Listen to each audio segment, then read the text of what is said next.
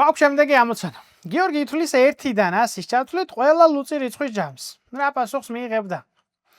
ესე იგი, ეს ამოცანა უნდა გავაკეთოთ არითმეტიკული პროგრესიით, რომ არ მოგვიწიოს ჩამოწერა და ცალ-ცალკე შეკრება. არითმეტიკული პროგრესიის ორი ფორმულა დაგვჭირდება. ერთი ფორმულით n უდრის a პირველს დამატებული d n-1 გავარკვევთ ჩვენ სულ რამდენი ლუწი რიცხვი გვაქვს 1-დან 100-ის ჩათვლით. ოკეი, ამ შემთხვევაში შედარებით მარტივია.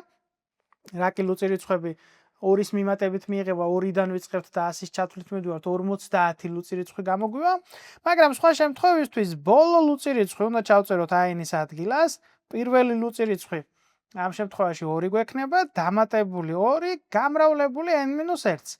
აი ამ განტოლების ამოხსნით გაარკვევ რამდენი ლუწი რიცხვია.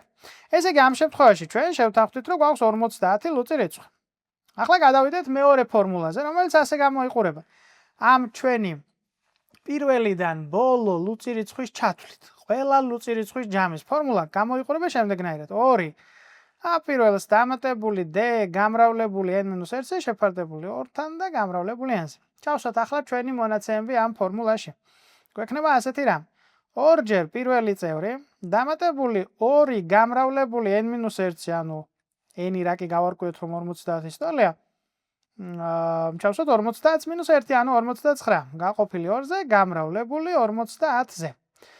2-ჯერ 2 4, 2-ჯერ 49, 98, 98 პლუს 4 100, 100 გაყოფილი 2-ზე 51, გამრავლებული 50-ზე. 0 გადავა 5 და 25, ანუ 2550 გამოგვივა ჯამი.